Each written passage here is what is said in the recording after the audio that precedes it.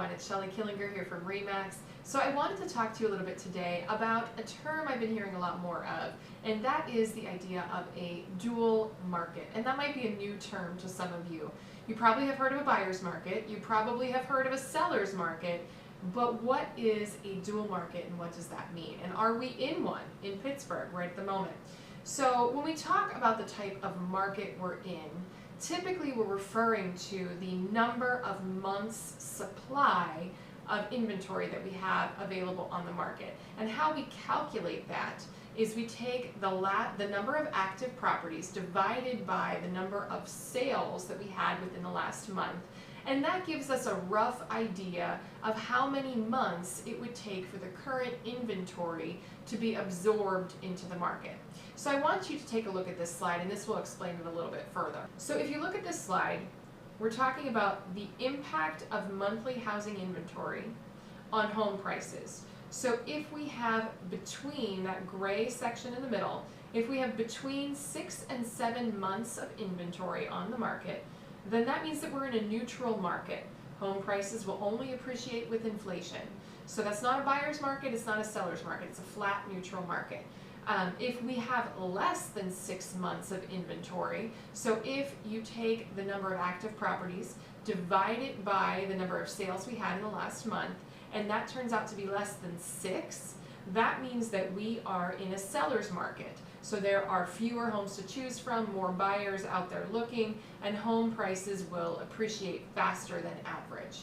Now on the other side of this chart, in the orange column, if we have greater than 7 months of inventory, that means we're in a buyer's market. So there's plenty of houses out there to choose from, fewer buyers out there looking, and home prices typically in this type of market are going to start to go down because buyer demand is not as high. So this kind of gives you an idea of how we calculate whether we are in a buyer's market, a seller's market, or a neutral market. So you're probably asking, how is it that we could be in a dual market? So a dual market actually refers to a market that has both characteristics of a buyer's market and characteristics of a seller's market. So let's take a look at Pittsburgh.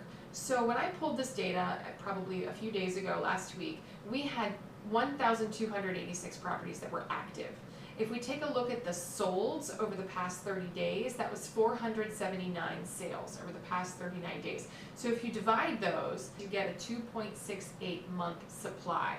So that is very much in the seller's market category. But if we actually break that down a little bit, we discover something.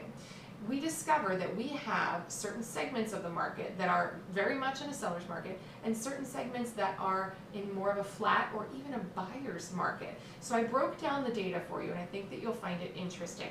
So if we take our entry-level price range in Pittsburgh, which is anywhere under $200,000, we had 433 active properties and 247 sales. So that puts us at a 1.75 month supply, which is so low that of course we're in very much a hot seller's market in that segment of our Pittsburgh market.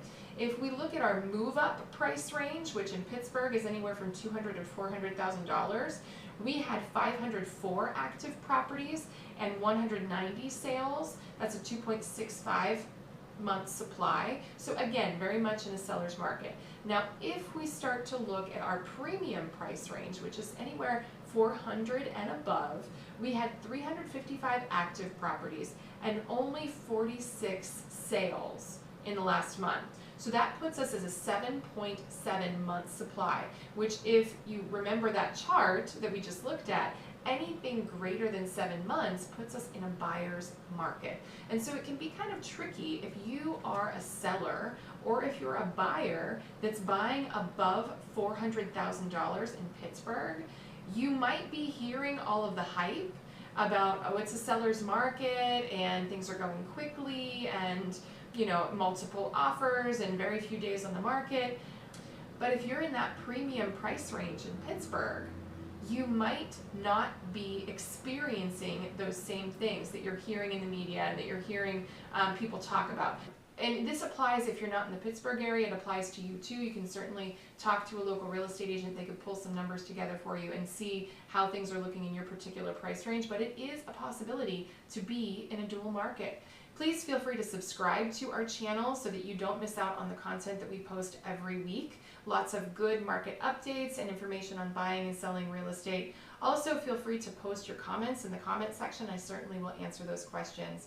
Thanks again, guys. I'll see you next time.